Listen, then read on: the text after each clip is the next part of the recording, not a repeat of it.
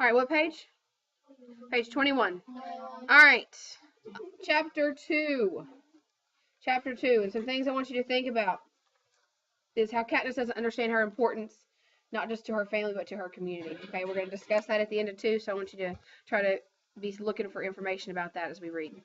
All right, when we left off, what happened? Primrose Everdeen, and now we're going to get into the good stuff. All right.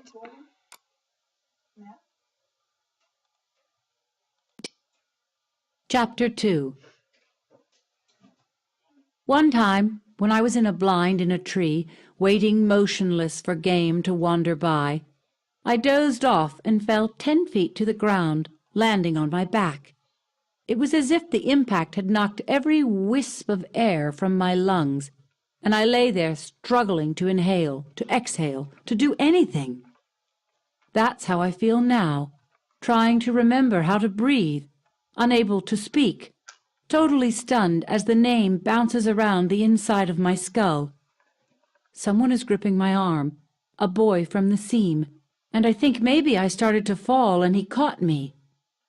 There must have been some mistake. This can't be happening. Prim was one slip of paper in thousands. Her chances of being chosen so remote that I'd not even bothered to worry about her. Hadn't I done everything?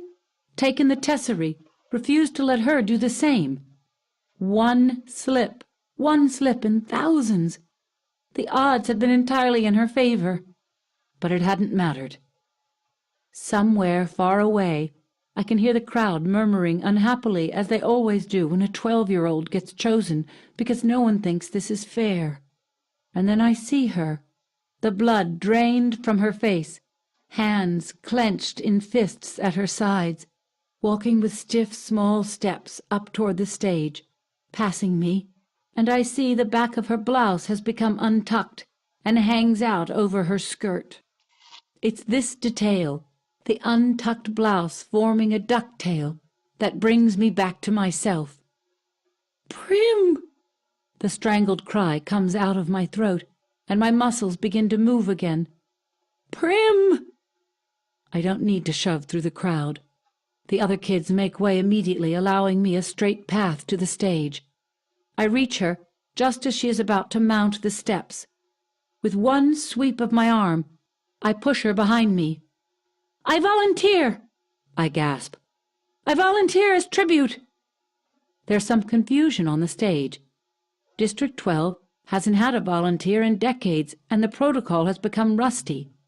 The rule is that once a tribute's name has been pulled from the ball, another eligible boy, if a boy's name has been read, or girl, if a girl's name has been read, can step forward to take his or her place. In some districts, in which winning the reaping is such a great honor, people are eager to risk their lives. The volunteering is complicated. But in District 12, where the word tribute is pretty much synonymous with the word corpse, volunteers are all but extinct. "Lovely," says Effie Trinket. "But I believe there's a small matter of introducing the reaping winner and then asking for volunteers, and if one does come forth, then we, She trails off, unsure herself. "What does it matter?" says the mayor. He's looking at me with a pained expression on his face. He doesn't know me, really, but there's a faint recognition there. I am the girl who brings the strawberries, the girl his daughter might have spoken of on occasion, the girl who 5 years ago stood huddled with her mother and sister as he presented her, the oldest child, with a medal of valor, a medal for her father, vaporized in the mines. Does he remember that? "What does it matter?" He repeats gruffly. "Let her come forward." Prim is screaming hysterically behind me. She's wrapped her skinny arms around me like a vice. "No, Katniss, no, you can't go." "Prim, let go," I say harshly, because this is upsetting me and I don't want to cry. When they televise the replay of the reapings tonight, everyone will make note of my tears, and I'll be marked as an easy target. a weakling. I will give no one that satisfaction. Let go. I can feel someone pulling her from my back.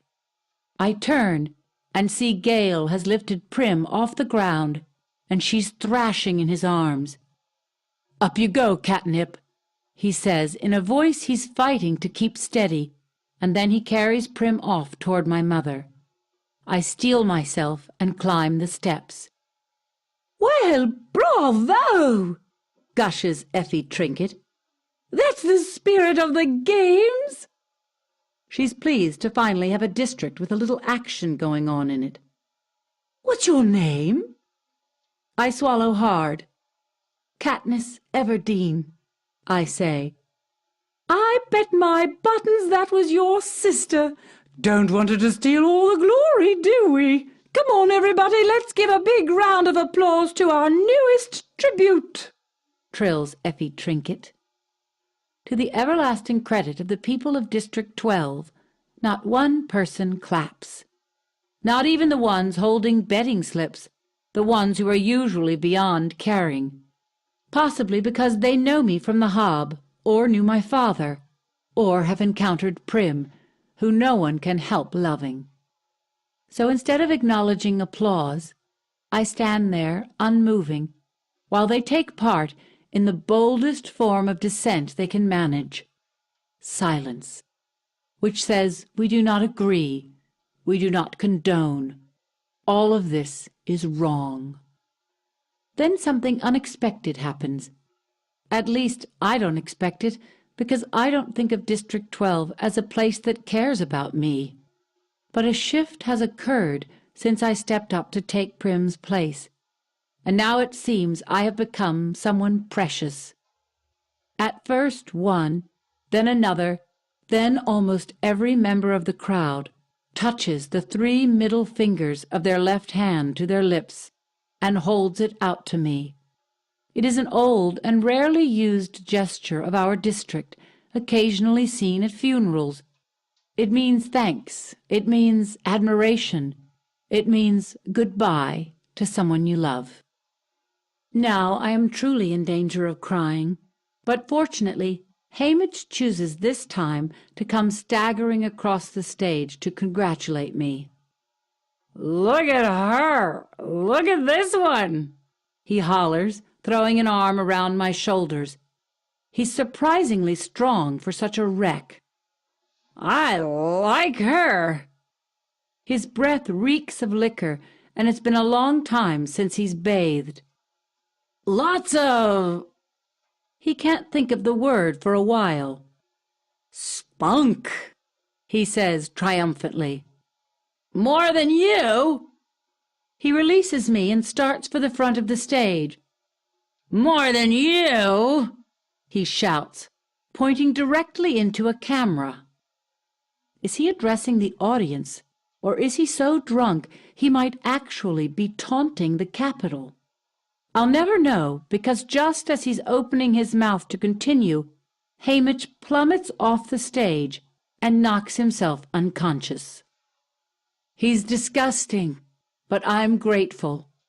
With every camera gleefully trained on him, I have just enough time to release the small, choked sound in my throat and compose myself.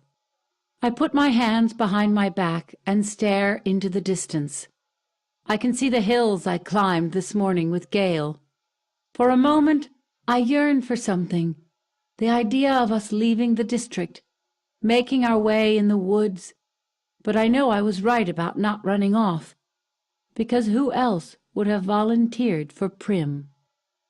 Haymitch is whisked away on a stretcher, and Effie Trinket is trying to get the ball rolling again. "What an exciting day!" she warbles as she attempts to straighten her wig, which has listed severely to the right. "But more excitement to come! It's time to choose our boy tribute."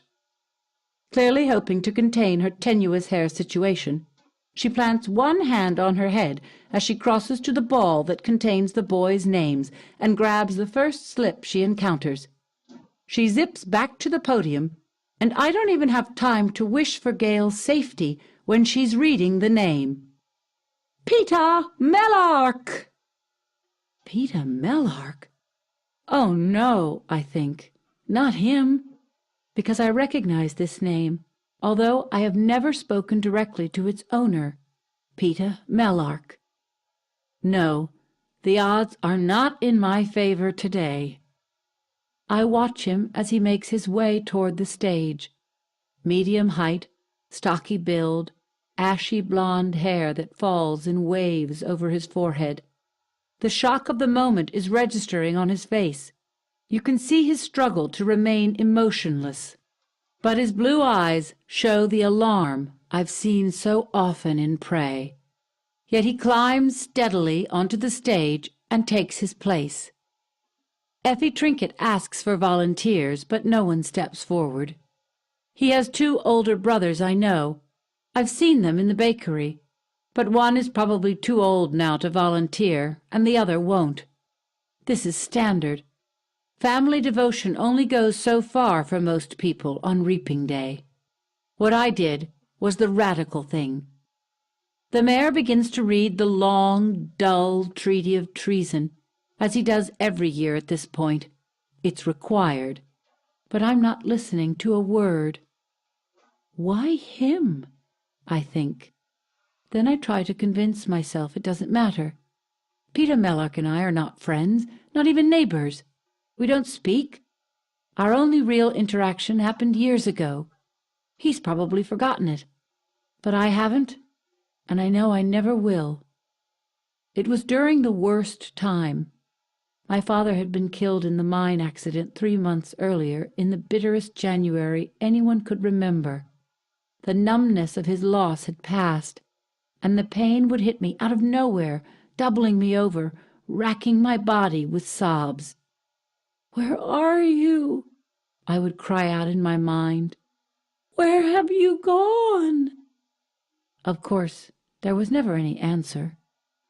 The district had given us a small amount of money as compensation for his death, enough to cover 1 month of grieving, at which time my mother would be expected to get a job. Only she didn't.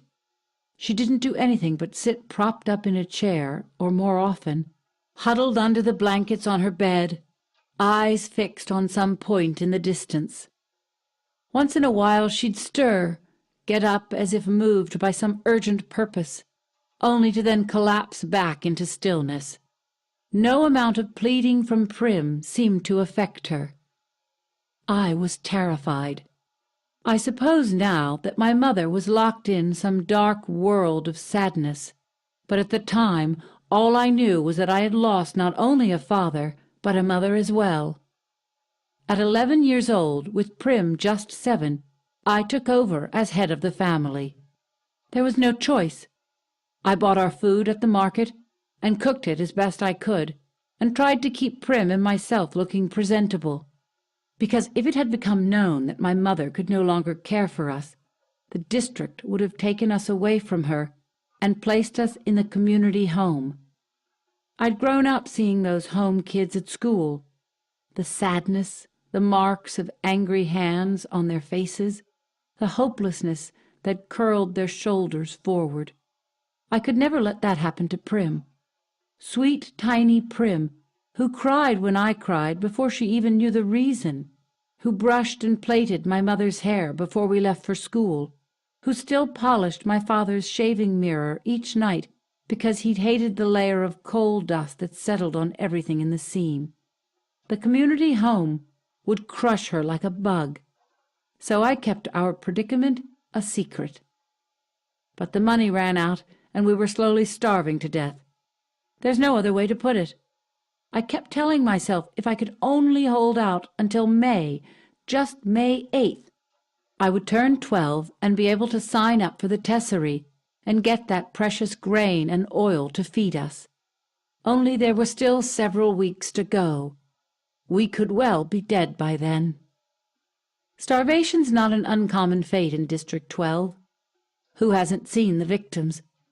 Older people who can't work, children with a family with too many to feed, those injured in the mines, straggling through the streets, and one day you come upon them sitting motionless against a wall, or lying in the meadow, you hear the wails from a house, and the peacekeepers are called in to retrieve the body. Starvation is never the cause of death officially. It's always the flu or exposure or pneumonia. But that fools no one. On the afternoon of my encounter with Peeta Mellark, the rain was falling in relentless icy sheets. I had been in town, trying to trade some threadbare old baby clothes of Prim's in the public market, but there were no takers. Although I had been to the Hob on several occasions with my father, I was too frightened to venture into that rough, gritty place alone. The rain had soaked through my father's hunting jacket, leaving me chilled to the bone. For 3 days we'd had nothing but boiled water, with some old dried mint leaves I'd found in the back of a cupboard. By the time the market closed, I was shaking so hard I dropped my bundle of baby clothes in a mud puddle. I didn't pick it up, for fear I would keel over and be unable to regain my feet. Besides, no one wanted those clothes. I couldn't go home, because at home was my mother with her dead eyes, and my little sister with her hollowed cheeks and cracked lips. I couldn't walk into that room with the smoky fire from the damp branches I'd scavenged at the edge of the woods after the coal had run out, my hands empty of any hope. I found myself stumbling along a muddy lane behind the shops that serve the wealthiest townspeople. The merchants live above their businesses, so I was essentially in their backyards. I remember the outlines of garden beds not yet planted for the spring, a goat or two in a pen, one sodden dog tied to a post, hunched defeated in the muck. All forms of stealing are forbidden in District 12, punishable by death, but it crossed my mind that there might be something in the trash bins, and those were fair game.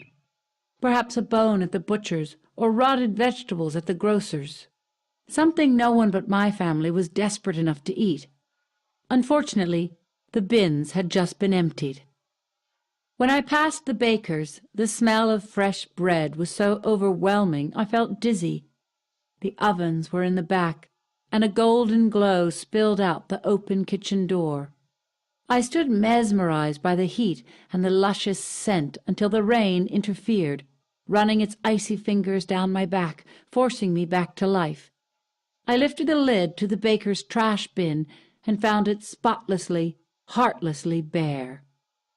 Suddenly a voice was screaming at me, and I looked up to see the baker's wife, telling me to move on, and did I want her to call the peacekeepers, and how sick she was of having those brats from the seam pawing through her trash.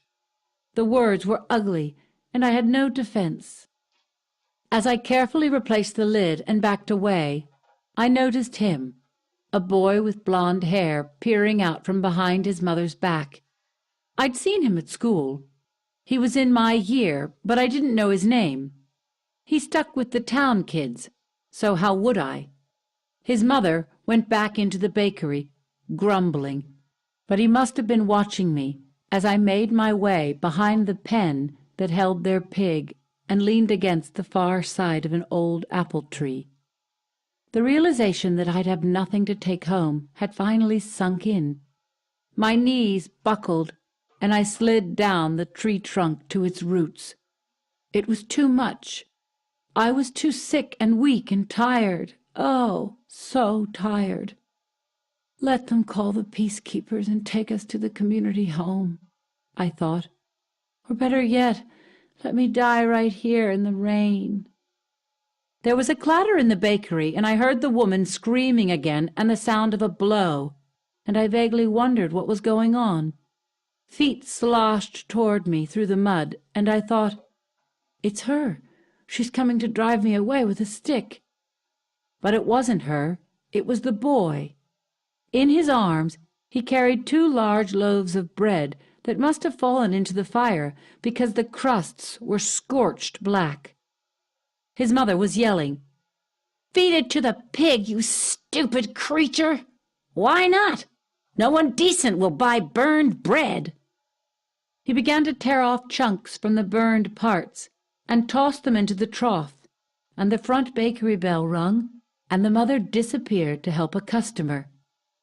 The boy never even glanced my way, but I was watching him. Because of the bread, because of the red wheal that stood out on his cheekbone. What had she hit him with? My parents never hit us. I couldn't even imagine it. The boy took one look back to the bakery, as if checking that the coast was clear. Then, his attention back on the pig, he threw a loaf of bread in my direction. The second quickly followed, and he sloshed back to the bakery, closing the kitchen door tightly behind him. I stared at the loaves in disbelief. They were fine, perfect really, except for the burned areas. Did he mean for me to have them? He must have, because there they were at my feet. Before anyone could witness what had happened, I shoved the loaves up under my shirt, wrapped the hunting jacket tightly about me, and walked swiftly away. The heat of the bread burned into my skin, but I clutched it tighter, clinging to life. By the time I reached home, the loaves had cooled somewhat, but the insides were still warm. When I dropped them on the table, Prim's hands reached to tear off a chunk, but I made her sit, forced my mother to join us at the table, and poured warm tea. I scraped off the black stuff and sliced the bread. We ate an entire loaf, slice by slice. It was good, hearty bread, filled with raisins and nuts. I put my clothes to dry at the fire, crawled into bed, and fell into a dreamless sleep. It didn't occur to me until the next morning that the boy might have burned the bread on purpose, might have dropped the loaves into the flames, knowing it meant being punished, and then delivered them to me. But I dismissed this. It must have been an accident. Why would he have done it? He didn't even know me. Still, just throwing me the bread was an enormous kindness that would surely have resulted in a beating if discovered. I couldn't explain his actions. We ate slices of bread for breakfast and headed to school. It was as if spring had come overnight. Warm, sweet air, fluffy clouds. At school, I passed the boy in the hall. His cheek had swelled up and his eye had blackened. He was with his friends and didn't acknowledge me in any way. But as I collected Prim and started for home that afternoon, I found him staring at me from across the schoolyard. Our eyes met for only a second. Then he turned his head away. I dropped my gaze, embarrassed, and that's when I saw it. The first dandelion of the year. A bell went off in my head. I thought of the hours spent in the woods with my father, and I knew how we were going to survive. To this day, I can never shake the connection between this boy, Peeta Mellark, and the bread that gave me hope, and the dandelion that reminded me that I was not doomed. And more than once, I have turned in the school hallway and caught his eyes trained on me, only to quickly flit away. I feel like I owe him something, and I hate owing people. Maybe if I had thanked him at some point, I'd be feeling less conflicted now. I thought about it a couple of times, but the opportunity never seemed to present itself. And now it never will, because we're going to be thrown into an arena to fight to the death. Exactly how am I supposed to work in a thank you in there? Somehow it won't seem sincere if I'm trying to slit his throat. The mayor finishes the dreary treaty of treason and motions for Peeta and me to shake hands. His are as solid and warm as those loaves of bread. Peeta looks me right in the eye and gives my hand what I think is meant to be a reassuring squeeze. Maybe it's just a nervous spasm. We turn back to face the crowd as the anthem of Panem plays. Oh well, I think. There will be 24 of us. Odds are someone else will kill him before I do. Of course, the odds have not been very dependable of late. Now, what did I say about Katniss not understanding how important she is? Whenever they let her sister away and she gets up there, no one applauded. They only gave their tribute to her.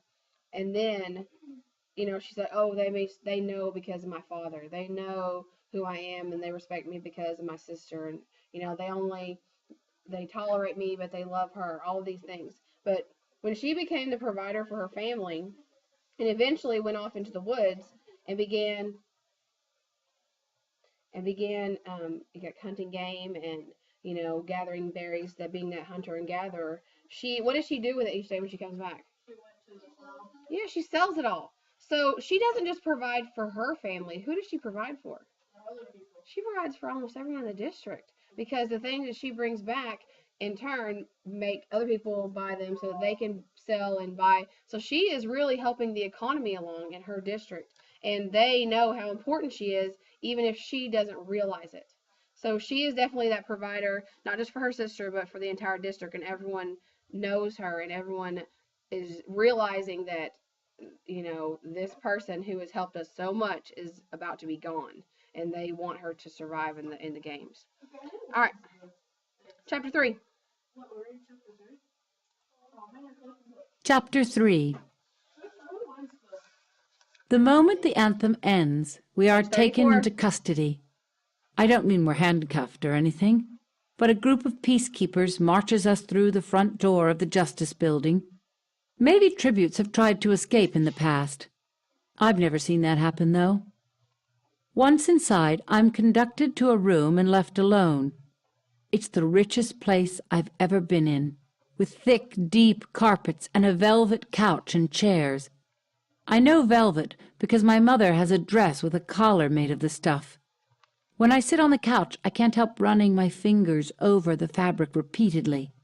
It helps to calm me as I try to prepare for the next hour, the time allotted for the tributes to say goodbye to their loved ones. I cannot afford to get upset, to leave this room with puffy eyes and a red nose. Crying is not an option. There will be more cameras at the train station. My sister and my mother come first.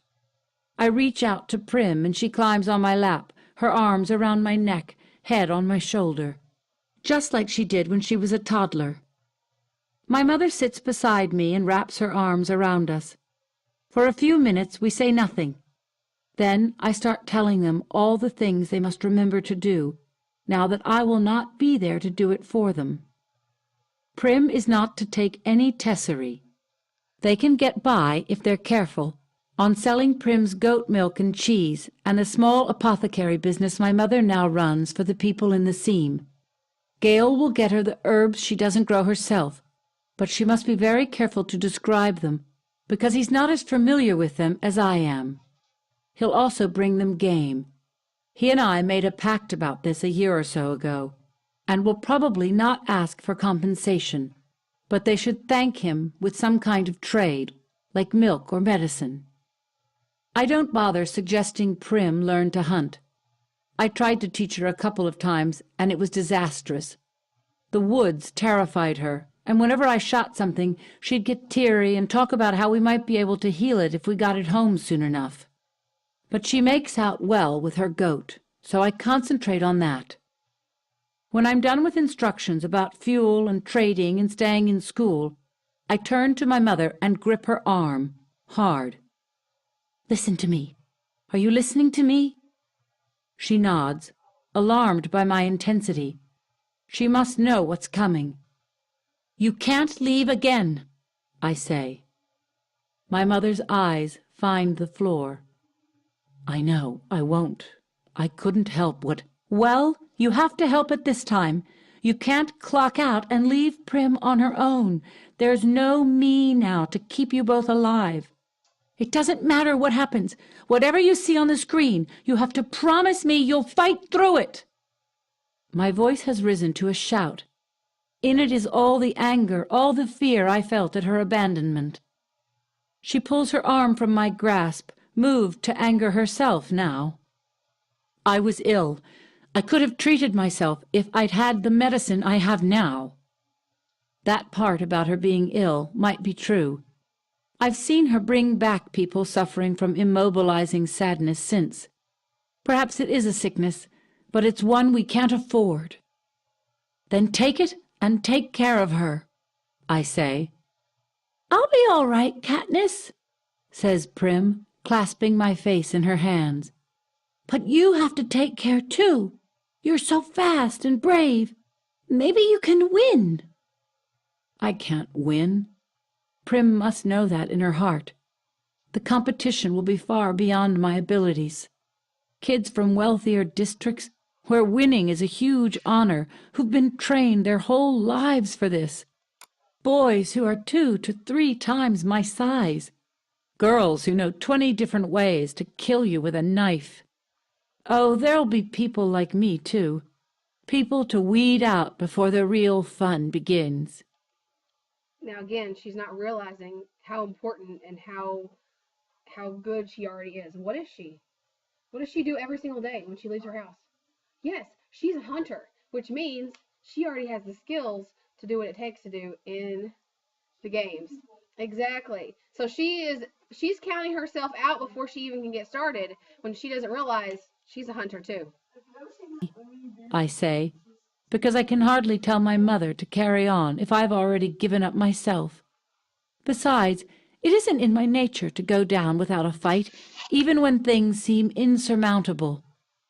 Then we'd be rich as Haymitch. "I don't care if we're rich. I just want you to come home. You will try, won't you? Really, really try?" asks Prim. "Really, really try. I swear it," I say. And I know, because of Prim, I'll have to. And then the peacekeeper is at the door, signaling our time is up, and we're all hugging one another so hard it hurts. And all I'm saying is, "I love you both." And they're saying it back, and then the peacekeeper orders them out, and the door closes. I bury my head in one of the velvet pillows, as if this can block the whole thing out. Someone else enters the room, and when I look up, I'm surprised to see it's the baker, Peeta Mellark's father. I can't believe he's come to visit me. After all, I'll be trying to kill his son soon.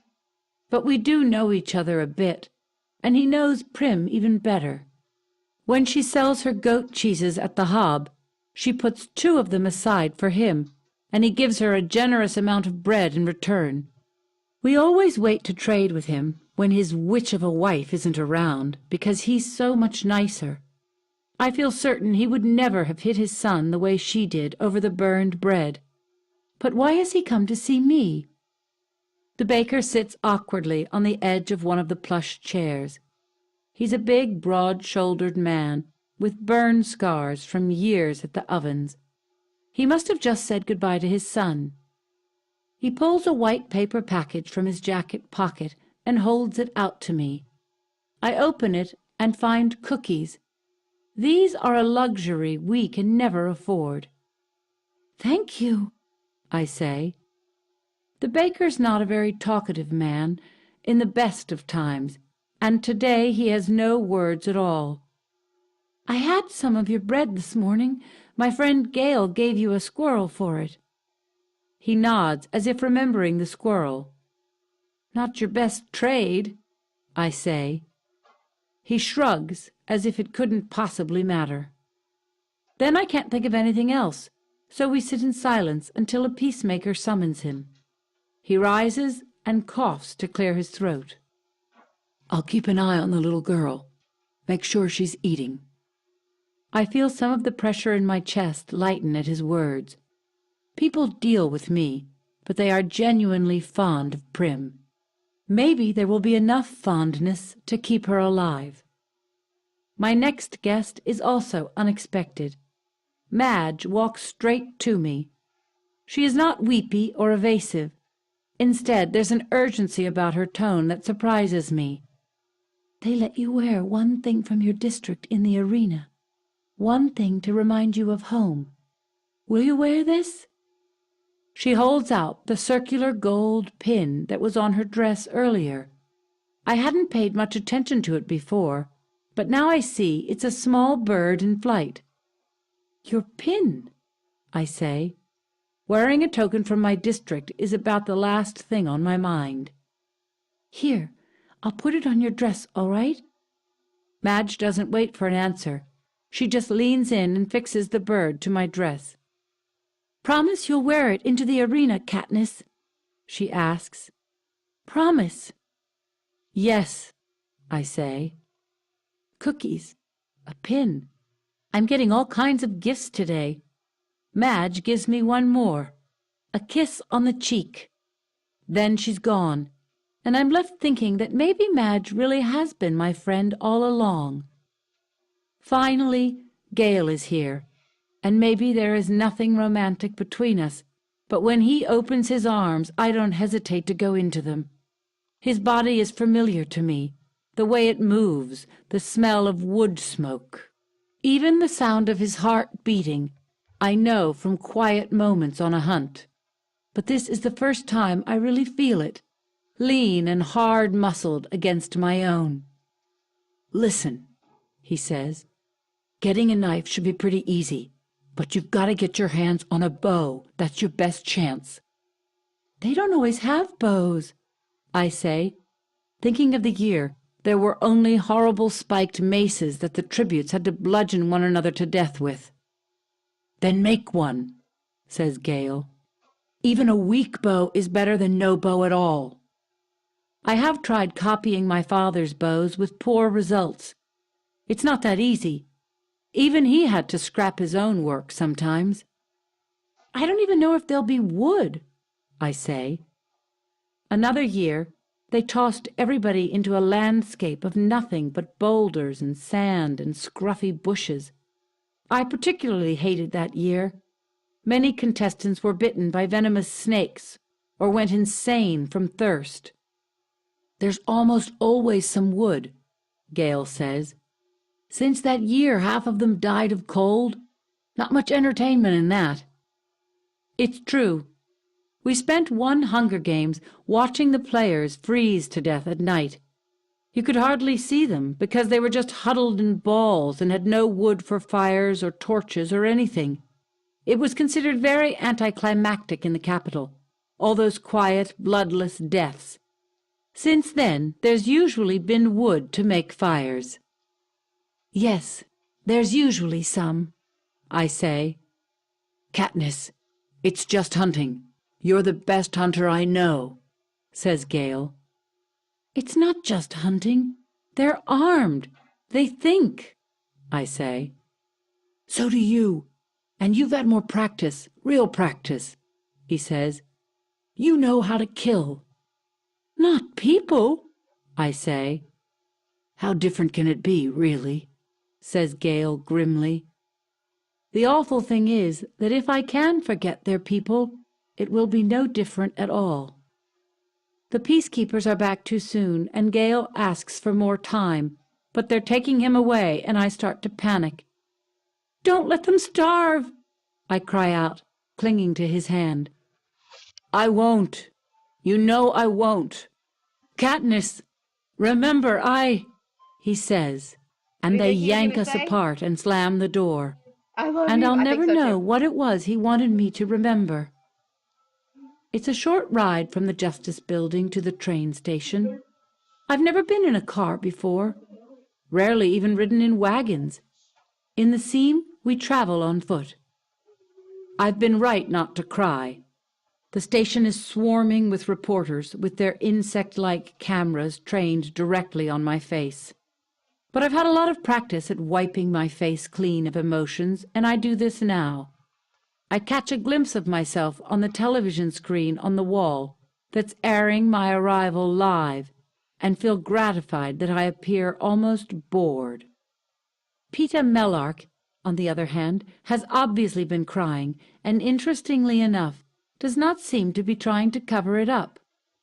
I immediately wonder if this will be his strategy in the games.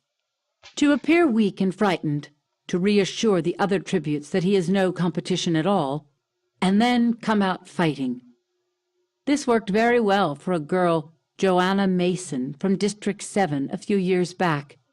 She seemed like such a sniveling, cowardly fool that no one bothered about her until there were only a handful of contestants left.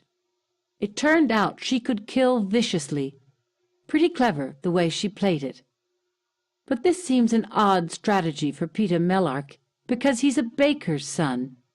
All those years of having enough to eat and hauling bread trays around have made him broad-shouldered and strong. It will take an awful lot of weeping to convince anyone to overlook him. We have to stand for a few minutes in the doorway of the train while the cameras gobble up our images. Then we're allowed inside and the doors close mercifully behind us. The train begins to move at once. The speed initially takes my breath away. Of course, I've never been on a train, as travel between the districts is forbidden except for officially sanctioned duties. For us, that's mainly transporting coal. But this is no ordinary coal train. It's one of the high-speed capital models that average 250 miles per hour. Our journey to the capital will take less than a day.